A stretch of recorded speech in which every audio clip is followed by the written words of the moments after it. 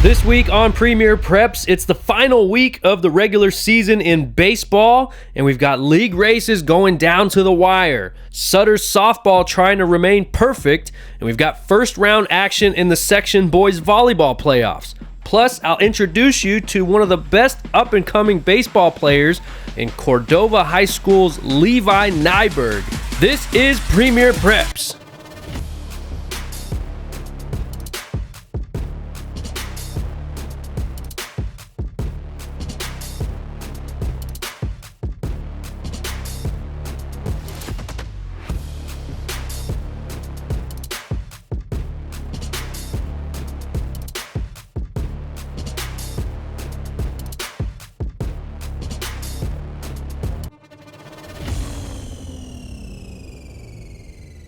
Welcome to Premier Preps. I am your host, Nick Pecoraro. Thank you, as always, for tuning in and spending some time with us this week. We've got a great show for you this week. We've got first round boys volleyball playoff action, league races winding down on the softball field, but we're going to start on the baseball diamond, where several league races were up for grabs, including in the Greater Sacramento League, where Florin and Cordova came into this week with a 0 in its loss column in league play. A 2-game set to determine the GSL champ kicked off on Monday. The deciding series in the Greater Sacramento League, Florin and Cordova both coming in without a loss. Game 1 of a 2-game set on Monday, and the Lancers coming out with a big first inning. Runner on for Gabe Vargas, who finds a hole in the left side to bring home Levi Nyberg from second. 1-0 Cordova. And the next batter, Logan Salazar, skies one out to right field, but Florin can't come up with the play. Vargas races home all the way from first, and it's 2-0 Lancers.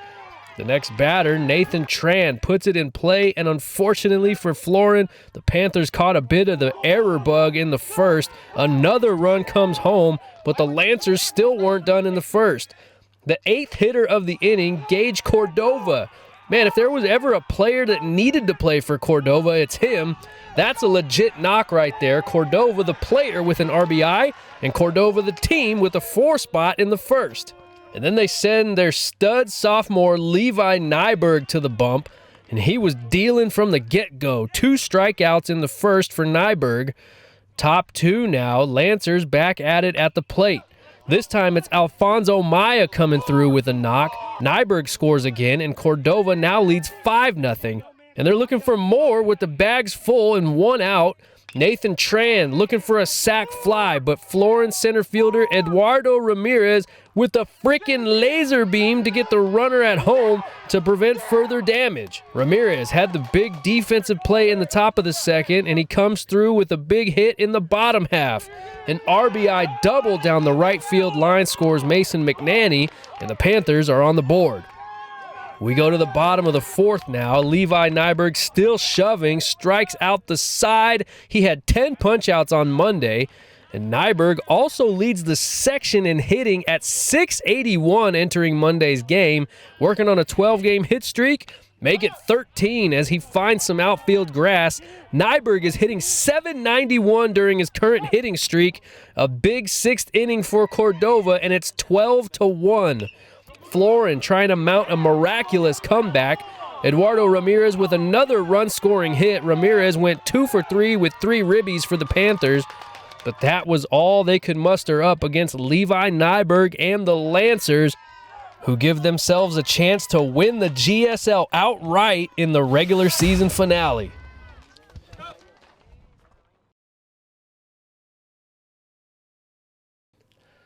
A great performance from Cordova sophomore Levi Nyberg, and by the way, we're going to have a little bit more on Levi coming up later in the show, so stick around with that.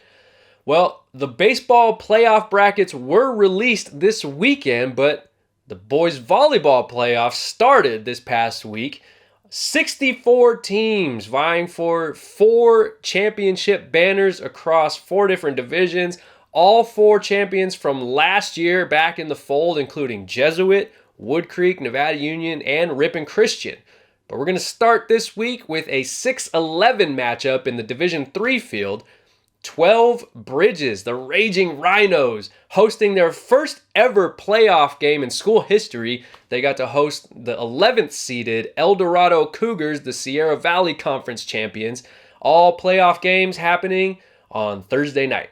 The first ever boys volleyball playoff game in school history for 12 Bridges, the 6th seeded Raging Rhinos hosting number 11 El Dorado Thursday in an opening round match, and the Rhinos were all the rage early on as Malad Nowruz puts away an early kill, and they just kept their foot on the gas pedal. Wyatt Flannery says, "Excuse me while I kiss the sky," but the Cougars answer back in the first. Sophomore Cadence Hoyt goes right through the defense, but the Rhinos would recover.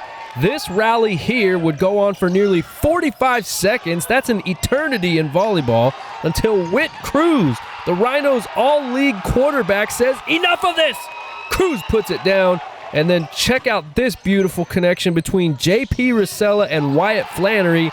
TB takes set 1, 25-18. Switching sides for set 2 now, El Dorado trying to get something going. Jake Paquin says, "Don't mind if I do." And then Cadence Hoyt off the nice back set from Koa Stevens, but the Cougs are still playing from behind. Check out Flannery now. His shot isn't there, but he rotates over and gets the block on Asher Swarbrick. Flannery was all over the place for the Rhinos, who go up 2-0. Set 3 now. Rosella sets his big man, Whit Cruz, who gives everyone free tickets to the gun show. But here's where El Dorado makes its move. Lucas Hill bangs one off the defender, and the Cougs take a 13-4 lead in the third. But the Rhinos aren't going away that easily. Lincoln Evans had a big night for 12 Bridges, but the Sierra Valley Conference champion El Dorado takes set 3. Koa Stevens showing off the bunnies, and we go to a fourth set. Back and forth we go as Caleb Mitchell takes a feed from Jesse Morales to give the Cougars an early lead. And then Cadence Hoyt once again follows through and says, "Are you not entertained?"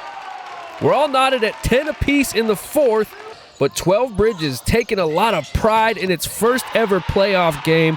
Wyatt Flannery testing positive for performance-enhancing biceps. And the Rhinos have match point. El Dorado scrambling to get it over, but it's Whit Cruz headed to play football at San Mateo this fall and shuts the door on 12 Bridges' first ever playoff win in boys volleyball. It was definitely a team effort. We've been working on playing as a team instead of individuals in practice and really in everything. So it was really good that we got to do that, and we're going to keep going up from here. Go Rhinos, the rage is coming.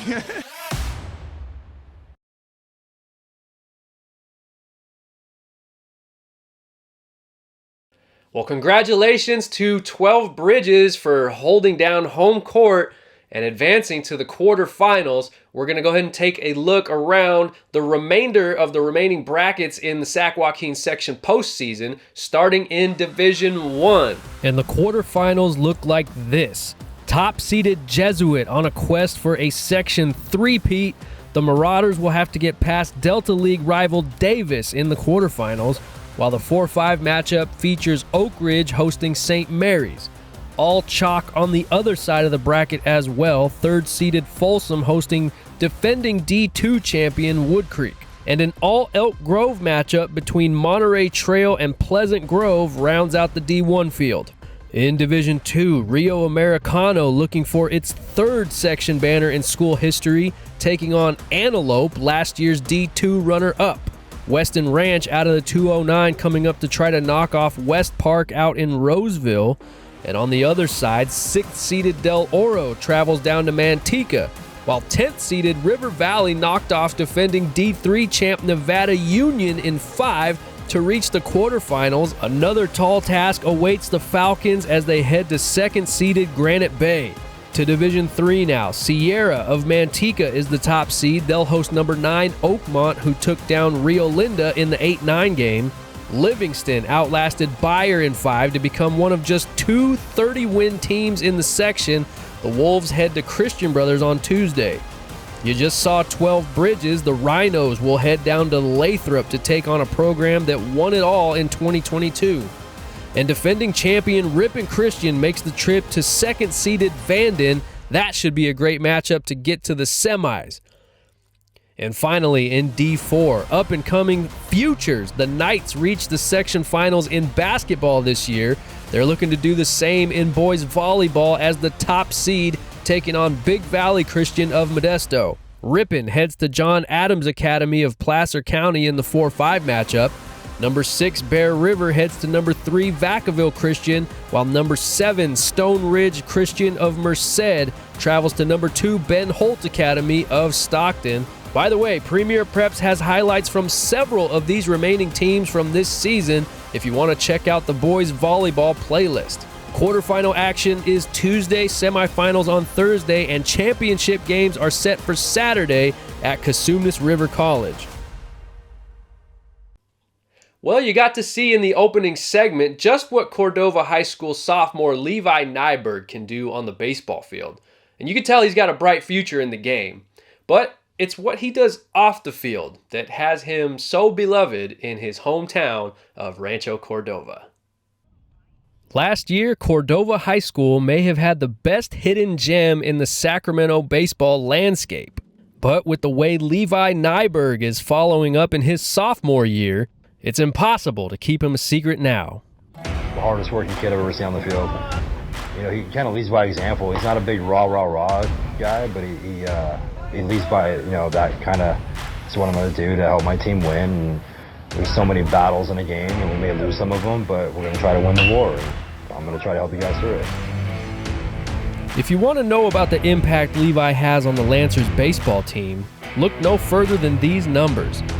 At the end of his 2024 regular season, Levi led the entire Sac-Joaquin Section in batting average, doubles, on-base percentage, and stolen bases.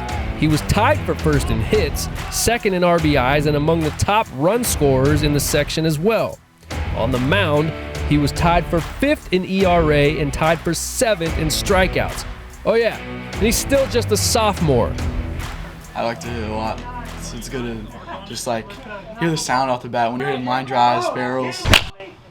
It builds your pride a little bit. I'd say it grants you happiness. That's what helps me like admire the game really. It's just how hard people work just to go 3 for 10 some days. Levi's love for the game is crystal clear, and it shows in his work ethic. I'm up at 5:30. I'll stretch for 10, 15 minutes straight out of bed. Then I go on a run, at least for 20 minutes. And then school starts at 8:25, get all that stuff done, get my practice stuff ready, and then head to practice. And then practice ends at 5:30-ish on some days. After that, I either go to Optimum Athletics over in Sac and then hit or work out. And then it'll be like 8 o'clock, then homework starts. And then it's like till like 11:30, then I don't know, it just depends on what I did that day at practice. If I'm sore or not, then I just work out if I'm not sore. Levi had an injury scare last January from which he suddenly felt his freshman season might be in doubt. So it was kind of dumb. I was playing flag football and I was playing wide receiver, and then the quarterback throws it all the way to my right. And I went to go jump off this, and when I caught it, I was like, oh shoot, I caught it. And then I was like, oh no, and I came down and it landed like that and just ripped the tendon. I was really worried I wasn't going to be able to play. Yeah, I went home, cried a little bit, and then the next day I was up and at it. He wasn't able to put any weight on it in his boot, so he'd sit on a bucket and we'd throw to him, and he literally, that's how he strengthened his arm even more. He sat and he played long toss from the bucket and not put any weight on his leg, and he just kept working and doing that stuff. And when he finally came out here and took BP, and he's hitting one leg. We had to put a bucket in front of his cast so any balls didn't hit it. And about the third pitch I threw him, he hit maybe one of the hardest balls I've ever seen him hit off one leg, and it went through the L screen and shattered every bone in the left side of my face.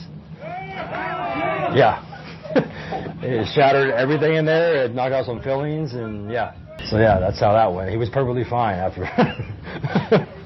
Well, we know about Levi's love for the game, his work ethic, and his impact on the Cordova Lancers. But if you want to know more about the impact Levi has off the field, look no further than Rancho Cordova Little League, where he grew up learning and developing his game. And one of the biggest lessons he learned is that while he has big plans for his baseball future, he knows it's important to honor his past and give back to the community in which he was raised. I umpire on Saturday, so. I rung up a couple kids and they get a little mad and they get a little feisty with me. They're like, oh, I'm not this guy, man. Oh my God. I just think it's a little funny. I'll cook, work in the snack bar, just whatever, get Gatorades. Prepping fields, pull weeds, weed eat, just repaying them for just the many memories I've had there. Those kids love baseball as much as I do. I've known him for about 7 years. He's an amazing friend. He would help us with like hitting and throwing and all that, teaching us our fundamentals and everything. You feel like you've gotten better from what he's taught you? Oh yeah, definitely. Whether it's mentoring the next wave of ball players in his hometown or building his high school program back into a contender, it's no longer a secret that Levi Nyberg's got next. You know, we have larger schools that we play in some of these tournaments, came here. The first thing they ask is, they immediately ask about him. So obviously, it doesn't matter that he's playing here. He's getting his name out there. People know who he is. But we have a bunch of kids that, are from and around this area, and unfortunately, not all of them go here. But to have a kid like that go here and immediately when he steps on campus, change the culture, at least with the program right here, it means a ton. This is my high school, man. I don't travel 40 minutes to go play at a high school that I needed to transfer for. This is where my mom went. My mom went here, and I said, all right, we'll go to Cordova. This is where he wants to lay his roots down, and this is where he's going to finish his high school career and hopefully springboard him to somewhere else. And he understands the bigger picture too, that he's helping build a program too. It's not just about him. So it's comforting to have that in your corner. From Cordova High School, I'm Nick Pecoraro, and this is Premier Preps. A huge shout out to Levi Nyberg and the Cordova High baseball program for sharing your story with us, Levi. If you want, you can follow Levi on social media right here. He is definitely worth keeping an eye on as he helps put Cordova baseball back on the Sac-Joaquin Section map over the next couple of years. Well, switching over to the softball field now, only one team remained in the entire section with a 0 in the loss column. The Sutter Huskies came in at 21-0 into the Pioneer Valley League finale at 12 Bridges, where the Raging Rhinos were fighting to earn their first playoff berth in school history. Could Sutter remain unbeaten, or will the Raging Rhinos shock the world and upset the Huskies? That game taking place on Thursday night. As previously mentioned, Sutter looking to remain as the last unbeaten team in the Sac-Joaquin Section. The Huskies in town to take on 12 Bridges. Top one, runner on for Alexa Carino, who smokes one over the head of the left fielder for a 2-out double. Maddie Nauman scores, and it's 1-0 Huskies before Sutter ace Olivia Bauer sets foot in the circle. And the Boise State commit was on one early, getting the first of her 14 strikeouts on the day. Top two, Sutter threatening again, but this time the Rhinos pitcher Lucy Simpson works out of the jam. First baseman Ashton McGee takes care of the pop-up, and it remains 1-0. 12 Bridges trying to get the bats going. No easy task against Bauer, but Simpson, the freshman, comes through with the Rhinos' first hit of the game. But Olivia Bauer does what Olivia Bauer does and gets the inning-ending punch-out. Speaking of things that Olivia Bauer does, she can also swing the bat, a .574 average coming into Thursday. This was hit number 40 on the season for Bauer. That drives in Grace Diaz, and the Huskies were just getting warmed up. Alexa Carino, the Sac State commit, goes stingers up with the shot to dead center for her team-leading 5th homer. And per tradition, she gets to rock a fancy cowboy hat for her efforts. 2 batters later, runner on for Morgan Hegstrom. She goes yard for the first time this year. Now, who wore it better, Alexa Carino or Morgan Hegstrom? You be the judge. Huskies lead 6-0 after 3. Bottom 4, 12 Bridges senior Kelsey Kurland able to beat out an infield single to make sure she gets a knock on senior day. And the Rhinos with their biggest threat of the game thus far, runners on for fellow senior Bella Lepori. But Olivia Bauer once again bringing the extra cheese to this picnic. And the Huskies go back to work at the dish. Nye Ayuyu Garcia went 3 for 4. Here she is with a gapper for a double. And there's a play at the plate, but Alexa Carino slides in safely. Sutter had another 3-for-4 hitter in Maddie Shemansky, who shoots one through the 5-6 hole to score Garcia. It's 8-0 Sutter, but the inning continues. Grace Diaz goes the same way to make it 9-0. 4 players with multi-hit games for the Huskies. And that was plenty for Olivia Bauer, who gets win number 18 on the season. She's closing in on 50 career wins. And Sutter looking to keep a 0 in that loss column. I think that can happen if we just stay working as a team, get runners in scoring position, hit them in, do what the team needs and not what we need independently. Yeah, for playing for each other instead of ourselves, being just all around good teammates will definitely help us.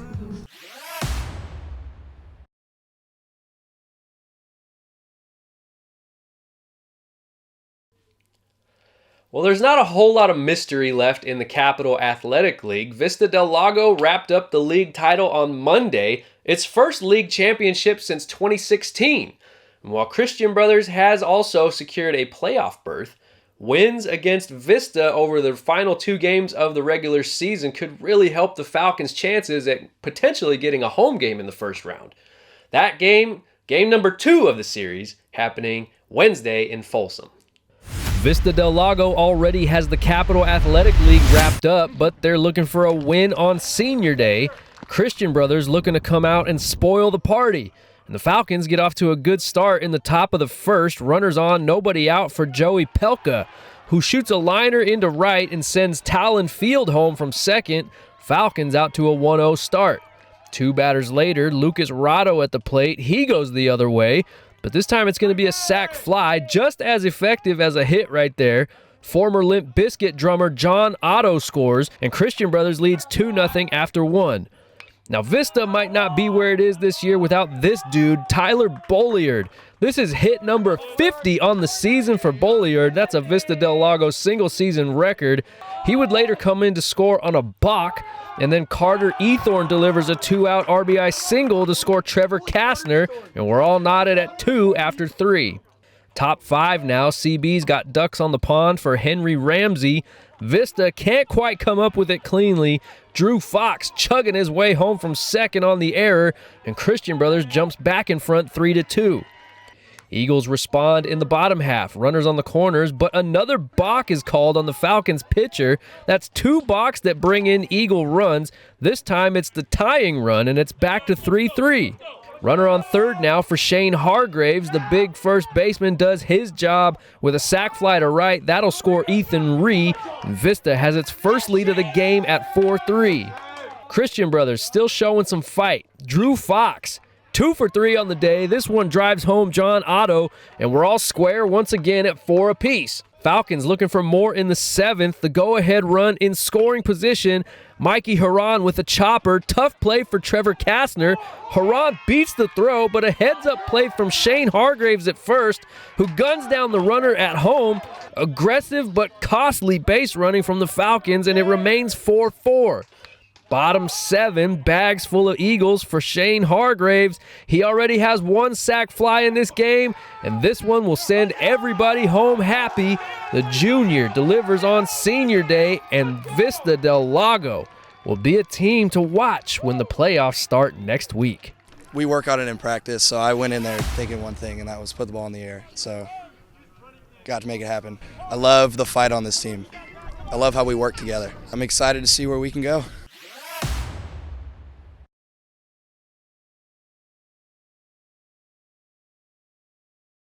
Well, that's going to do it for this week's episode of Premier Preps. Thank you, as always, for hanging out with us this week. Special shout-out, again, goes out to Levi Nyberg and the Cordova High baseball program for sharing an incredible story with us this week.